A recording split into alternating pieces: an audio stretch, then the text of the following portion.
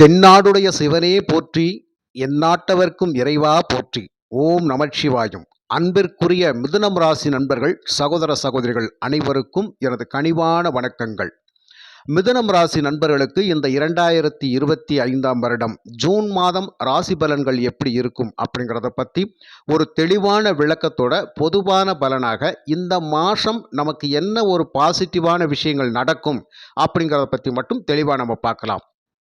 நண்பர்களே, புதுசாக நம்ம காணொலியை பார்க்குறவங்களா இருந்தால் கொஞ்சம் சப்ஸ்கிரைப் பண்ணி ஆதரவு கொடுங்க. உங்களுடைய மகத்தான ஆதரவை நான் மனதார வரவேற்கிறேன். மிதுனம் ராசி கால சக்கரத்திற்கு 3வது பாவகம், புதனை அதிபதியாக கொண்ட ராசி. புதன் கல்விக்காரன், வித்தைக்காரன், அறிவுக்காரன், செயல்திறன் மிக்கவன், மிகப்பெரிய பேச்சாளன், சூழ்ச்சி தந்திரத்தோடு பேசக்கூடியவன் அப்படிங்கிறது புதன் தான். புதன் மட்டும் ஒருவருக்கு ராசியில் பாவகங்களில் சிறப்பாக அமைந்து விட்டால் கல்வியை எவ்வளவு வேண்டுமானாலும் கொடுப்பார், அறிவை எவ்வளவு வேண்டுமானாலும் வளர்த்து விடுவார், வித்தைகள் பல புரிய வைப்பார். இன்றைக்கும் சினிமா துறையில மிகப்பெரிய பாடகர்கள் அப்படின்றால் புதன் வலுவாக இருக்குது அப்படின்னு அர்த்தம். பட்டிமன்ற பேச்சாளர்கள் அப்படிங்கிறது மிக சிறப்பாக பேசுகிறார்கள் என்றால் அவர்களும் இந்த புதனை அதிபதியாக கொண்டவர்கள் தான். புதனன் அப்படிங்கிறது அவங்களுடைய ஜாதகத்துல வலுவாய் இருக்கிறாரு அப்படின்னு சொல்லி அர்த்தம். இன்னைக்கு கமிஷன் ஏஜென்ட் வேலைகளில் மிகப்பெரிய வருமானத்தை ஈட்டக்கூடியவர்கள், மார்க்கெட்டிங் பிஸ்னஸ் அப்படிங்கிறது மிகப்பெரிய லாபத்தை ஈட்டக்கூடியவர்கள் எல்லாமே புதன் வலுவாக இருக்கக்கூடியவர்கள். ஆக புதன் மட்டும் ஒருவருடைய ஜாதகத்தில் சிறப்பாக அமைந்துவிட்டால் சகலகலா வல்லவர்கள், சங்கீத புருஷர்கள் அப்படின்னே சொல்லலாம். சங்கீதத்தை தெளிவாக கற்று தெளிபவர்களும் இந்த புதனை அதிபதியாக கொண்டவர்கள் தான். ஆக புதன் இப்படியாக பல விஷயங்களில் வாழ்க்கையில முன்னேறுவதற்கு உறுதுணையாக இருப்பார். அப்போ புதன் அப்படிங்கிற கிரகம் ஜாதகத்தில் எந்த சூழ்நிலையிலையும் கெட்டு போகாமல் இருக்க வேண்டும். ஆனால் புதன் நீச்சம் பெற்ற வீட்டில் இருந்து கூட பல மடங்கு லாபத்தை தான் கொடுப்பார் அப்படிங்கிறது, பல மடங்கு நன்மைகளைத்தான் செய்வார் அப்படிங்கிறது. அப்போ மறைந்த புதன் நிறைந்த செல்வம் கல்வியை கொடுப்பார் அப்படிங்கிற அமைப்பும் உண்டு. இப்படிப்பட்ட ராசி தான் மிதுனம் ராசி. அருமையாக, அழகாக, டெக்னிக்காக ஒவ்வொரு விஷயத்திலையும் பர்ஃபெக்டாக செயல்படக்கூடிய நண்பர்கள் நீங்கள். வாழ்க்கையில் எப்போதுமே யதார்த்தமான குணம், நல்ல குணம், அன்பு, பண்பு, பாசம், இந்த விஷயங்களில் எல்லாத்தையுமே அனுசரித்து போகக்கூடிய நபர்கள் நீங்கள். வாழ்க்கையில் எப்பேற்பட்ட சூழ்நிலையிலையும், எப்பேற்பட்ட இக்கட்டான சூழ்நிலை வந்தாலும் கூட தவறான வழியில் பயணிக்க வேண்டாம், நியாயமான வழியிலேயே பயணிச்சிருவோம்.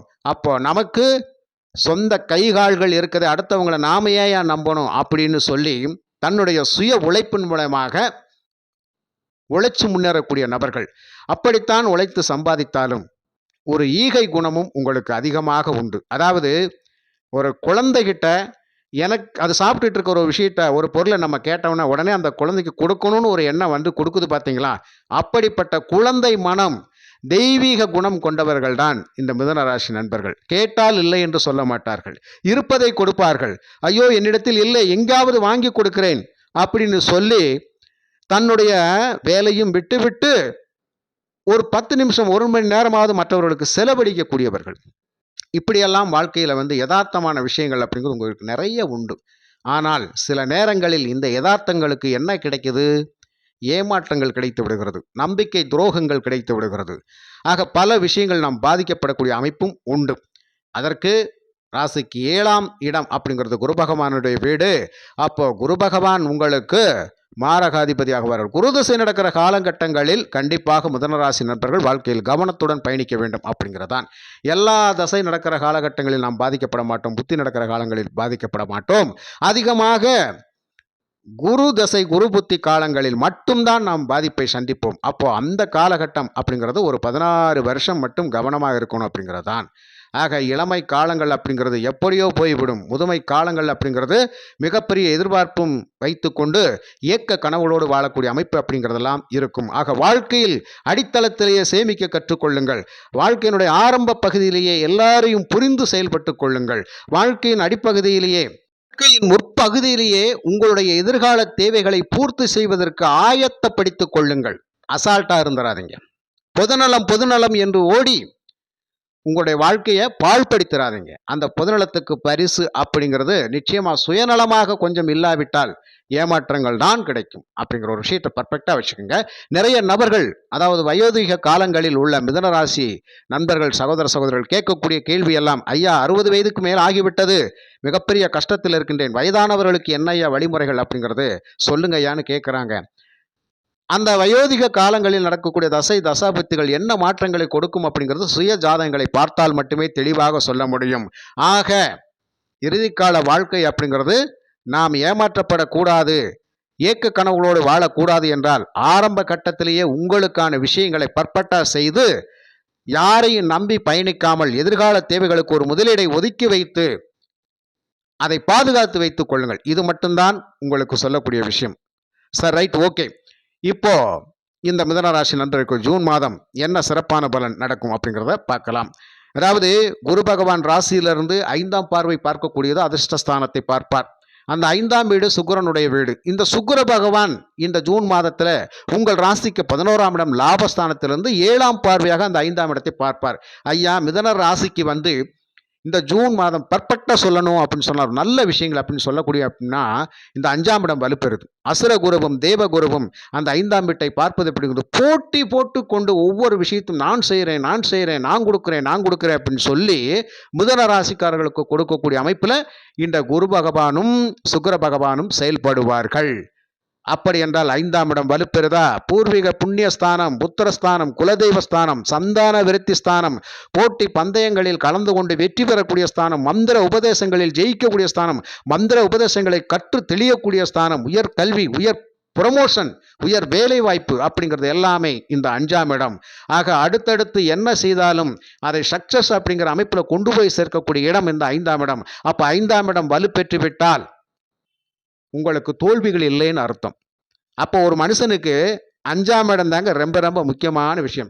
இந்த 5ஆம் இடம் என்ன சொல்லுது?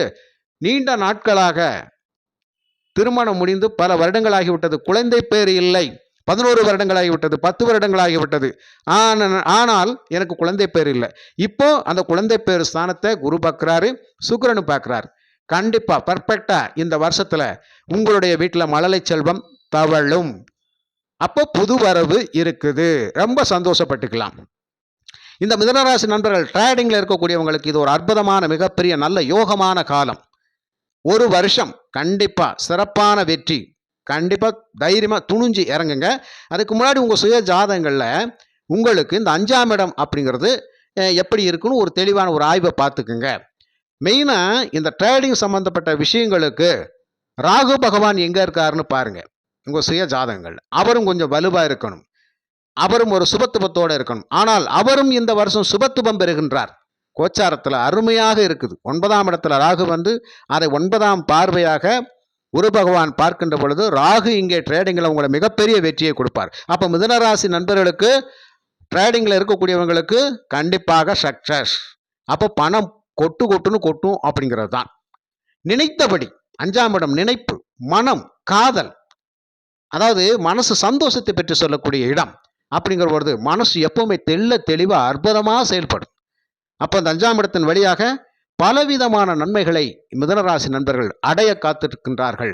அப்படி என்றால் கல்வி சம்பந்தப்பட்ட விஷயங்கள் இருக்கக்கூடிய மாணவ செல்வங்கள் அருமையாக படித்து நல்ல மதிப்பெண்களை பெற்று எந்த காலேஜில் சீட்டு வாங்கணும்னு நினைக்கிறீங்களோ அந்த காலேஜில் சீட்டு வாங்கி, எந்த கல்வியை படிக்கணும்னு நினைக்கிறீங்களோ அந்த படிப்பை எடுத்து படித்து மிகப்பெரிய வெற்றி அடையக்கூடிய அமைப்பு அப்படிங்கிறது உண்டு. ஆக ஆரம்பிக்கிற நேரம் நல்ல நேரமாக இருந்துச்சுன்னு சொன்னால் கண்டிப்பாக முடிவு சிறப்பாக தான் இருக்கும். ஆரம்பிக்கிற நேரம் நல்லா இல்லைன்னா கண்டிப்பாக முடிகிற போது நல்லா முடியாது. இப்போ ஆரம்பிக்கிற நேரம் நல்லா அற்புதமாக இருக்குது. 5ஆம் இடத்தை குரு பார்க்கின்றார். இங்கே சுக்கிரனும் 5ஆம் இடத்தை பார்க்கின்றார். தன் வீட்டை தானே 7ஆம் பார்வையால் பார்க்கின்றார்.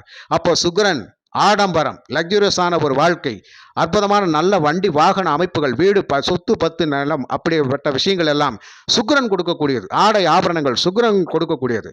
அப்போ லக்ஸூரியஸான ஒரு வாழ்க்கையை வாழ்ந்து விடு, வாழ்க்கை அப்படிங்கிறது வாழ்வதற்கு தானே வாழ்ந்து விடு அப்படின்னு சொல்லக்கூடிய அமைப்புல சுக்கிரன் செயல்படுவார். இங்கே குரு பகவான் நீதி, நெறி, ஒழுக்கம், ஞானம், அற்புதமான பக்தி மார்க்கம், ஞான மார்க்கம், உயர் மனிதர்களுடைய தொடர்பு, குருமார்களுடைய தொடர்பு, ஆலோசனைகள் அற்புதமாக தேடி வரக்கூடிய அமைப்பு அப்படிங்கிறது இந்த காலகட்டத்தில் உண்டு. அப்ப குரு 5ஆம் இடத்தை பார்ப்பது அப்படிங்கிறது சமுதாயத்தில் மிகப்பெரிய மனிதர்களாக நீங்கள் காட்சி தரக்கூடிய அமைப்பில் இருப்பீங்க. உங்க சொல்வாக்கை கேட்பதற்கு பல பேர் காத்து கொண்டிருப்பார்கள். நீங்கள் சொன்னால் போதும். இதுவரைக்கும் நம்ம வாக்கு வன்மைக்கு ஒருத்தர் ஒரு மரியாதை கொடுத்துருக்க மாட்டாங்க. ஆனா இப்ப என்ன பண்ணுவாங்க? நீங்க சொன்னா போதுன்னு சொல்லுவாங்க. நீங்க சொன்னா கரெக்டா இருக்கும் அப்படின்னு சொல்லுவாங்க. நீங்க பார்த்து என்ன செய்றீங்களோ எங்களுக்கு செஞ்சு கொடுன்னு சொல்லுவாங்க. அப்போ உங்களை முதன்மைப்படுத்துவாங்க. இதுதாங்க மிதுன ராசிக்கு கிடைத்த மாபெரும் வெற்றி. இதுதான் மிதுன ராசி நண்பர்களுக்கு கிடைத்த மாபெரும் வெற்றி. எல்லோருமே ஆச்சரியப்படும்படியான ஒரு செயல்பாடை நீங்க செய்ய போறீங்க. ஒரு மிகப்பெரிய வெற்றியின் உச்சத்தில் இருக்க போறீங்க. உங்களுடைய வாழ்வாதாரம் முற்றிலுமாக மாற்றி அமைக்கப்படுகின்றது. அப்போ தொழில் விருத்தி நிச்சயமாக உண்டு. வேலை விருத்தி நிச்சயமாக உண்டு. புதிய முதலீடுகள், புதிய தொழில் வாய்ப்புகள், ஏற்கனவே விட்ட தொழிலை எடுத்து செஞ்சு அதுல லாபம் பார்க்கிறது, இதெல்லாம் சிறப்பா இருக்க போகுது. எந்த படிப்பை தொடர முடியாமல் இருந்தோமோ அந்த படிப்பை மீண்டும் தொடரக்கூடிய அமைப்பு அப்படிங்கிறது நிச்சயமாக உண்டு. இந்த மாதிரியான விஷயங்கள் உங்களுக்கு சாதகமாக இருக்கின்றது. ஆனால் இந்த காலகட்டத்தில் சகோதர வழியில் மட்டும் கொஞ்சம் கவனமாக இருங்க. செவ்வாய் வாக்குஸ்தானத்தில் இருக்கின்றார். நீச்சம் என்ற நிலையில் இருந்தாலும் கூட இங்க வாக்கு வன்மையில பார்த்து கவனமாக இருங்கள். இது எங்க பிரச்சனை வரும்? பூர்வீக சொத்துக்களில் ஏதாவது வில்லங்கங்கள் நேரக்கூடிய அமைப்பு அப்படிங்கிறது. அதை ஒரு பாக பிரிவினையாக செய்கின்றேன் அப்படின்னு சொன்னால் அதற்கு சில பேர் ஒத்துழைக்க மாட்டாங்க. அதுதான் ஒரு மிகப்பெரிய பிரச்சனையா இருக்கும். அட்ஜஸ்ட் பண்ணி கொண்டு போயிருங்க. தோளில் தட்டி கொடுத்து கொஞ்சம் விட்டு கொடுத்து அப்படியேவும் கொஞ்சம் என்னது புலி பதுங்கணும்னு சொல்லுவாங்களா, பதுங்கி போயிருங்க. நிச்சயமாக சகோதரர்களிடத்தை நீங்கள் வெற்றி பெற்றுவீங்க.